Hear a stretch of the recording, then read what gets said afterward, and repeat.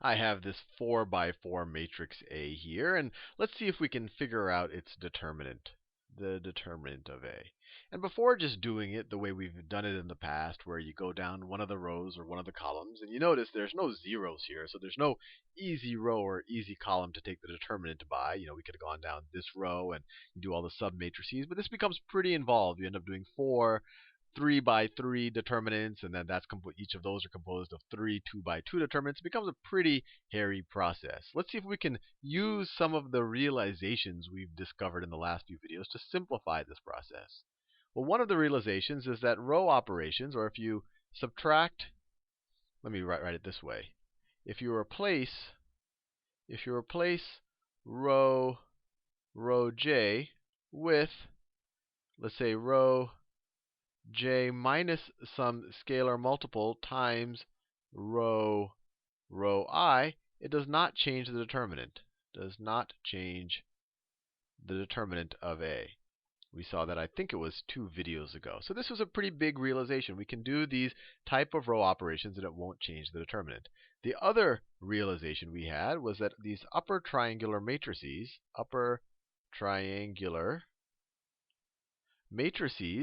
you can figure out their determinant.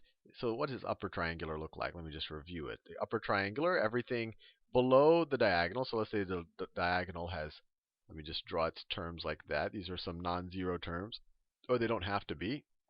Then upper triangular, everything below the diagonal is a 0. Everything below the diagonal is a 0. And everything above the diagonal probably isn't a 0, but you never know. But they're non-zero terms. So all the red stuff here is non-zero. All the stuff in green is 0. And I didn't touch on it in that video, but there is also such a thing as a lower triangular. Lower triangular, that you might have guessed how it looks. Everything above the main diagonal is 0. So this is the main diagonal right here, all the way down like that. All of these guys are going to be non-zero. All of that's going to be non-zero. And then the zeros are going to be above the diagonal, like that. We saw in the last video that the determinant of this guy is just equal to the product of the diagonal entries, which is a very good, or it's a very simple way of finding a determinant. And you could use the same argument we made in the last video to say that the same is true of the lower triangular matrix, that its determinant is also just the product of those entries. I won't prove it here, but you can use the exact same argument you used in the video that I just did on the upper triangular. So given this, that the determinant of this is just the product of those guys, and that I can perform row operations on this guy and not change the determinant, maybe a simpler way to calculate this determinant is to get this guy into an upper triangular form and then just multiply the entries down the diagonal. So let's do that. So we want to find the determinant of A. So the determinant of A, let me rewrite A right here. It's 1, 2, 2, 1. 1, 1, 2, 4, 2, 2, 7, 5, 2, minus 1, 4, minus 6, 3. Now, let's try to get this into upper triangular form. So, let's replace the second row with the second, so I'm just going to keep the first row the same. 1, 2, 2, 1. And let's replace the second row with the second row minus the first row. The second row minus the first row is going to be equal to 1 minus 1 is 0. So in this case, the constant is just 1. So 1 minus 1 is 0. 2 minus 2 is 0. 4 minus 2 is 2. 2 minus 1 is 1. Now let's replace the third row with the third row minus 2 times the second row. So 2 minus 2 times 1 is 0. 7 minus 2 times 2 is 3. 5 minus 2 times 2 is 1. 2 minus 2 times 1 is 0. And then let me get a good color here. Do pink. Let's replace the last row with the last row essentially plus the first row. You could say minus 1 times the first row, which is the same thing as the last row plus the first row. So minus 1 plus 1 is 0. 4 plus 2 is 6. Minus 6 plus 2. Minus 6 plus 2 is minus 4. And then 3 plus 1 is 4. So there we have it like that. And this guy has two zeros here, so maybe I want to swap some rows. So let me swap some rows. So if we swap rows, what happens? So I'm going to swap the middle two rows just for fun. Well, not just for fun. Because I want a pivot entry right here, or I shouldn't say pivot entry. I want to do it in upper triangular form. So I want a non-zero entry here. This is a 0, so I'm going to move this guy down. So I'm going to keep the top row the same, 1, 2, 2, 1. I'm going to keep the bottom row the same, 0, 0, 6, minus 4, 4. And I'm going to swap these guys right here. So this is going to be 0, 3, 1, 0, and then 0, 0, 2, 1. Now, can I just swap entries like that?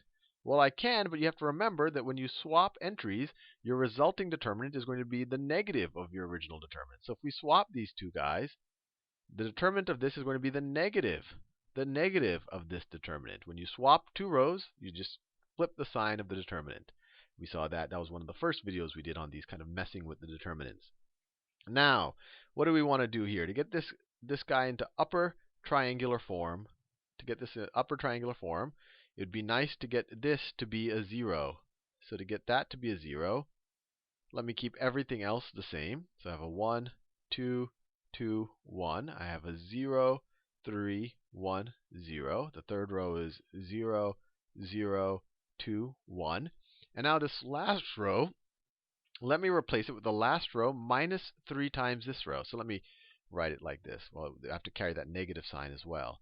So I'm going to replace this last row with the last row minus 3 times, or this last row minus 2 times the second row. I want to zero it out. So 0 minus 2 times 0 is 0. 6 minus 2 times 3 is 0. Minus 4 minus 2 times 1 is minus 6. And then 4 minus 2 times 0 is just 4. We're almost there. Now we want to zero. What do we want to do? We want to zero this guy out. So let's replace this one. So I'm going to keep my top 3 rows the same again. And let me see if I can write it a little bit neater. So my first row is 1, 2, 2, 1. My second row is 0, 3, 1, 0. Fourth row is 0, 0, 2, 1. And I'm going to take the matrix. I haven't written the fourth row yet. And of course, the negative of this is going to be the determinant of our original matrix because we had swapped those rows. But let's replace this last row. Let's replace the last row with the last row plus 3 times the third row. So we get 0 plus 3 times 0 is 0. 0 plus 3 times 0 is 0. Minus 6 plus 3 times 2 is 0. 4 plus 3 times 1 is 7. And just like that, we have a determinant of a matrix in upper triangular form. So this is going to be equal to the product of these guys. So this is going to be equal to, can't forget our negative sign. Let's throw our negative sign out there and put a parentheses just like that. This is going to be the product of that diagonal entry. 1 times 3 times 3 times 2 times 7, which is 6 times 7, which is 42. 42. So the determinant of this matrix is minus 42, which was pretty fast. This was a pretty fast shortcut, and it actually turns out it tends to be computationally more efficient to use these takeaways to put things into upper triangular form first, and then, if you do swaps, you have to remember to make the determinant negative, and then just multiply down the diagonal. And we did that there, and we got the determinant as being minus 42.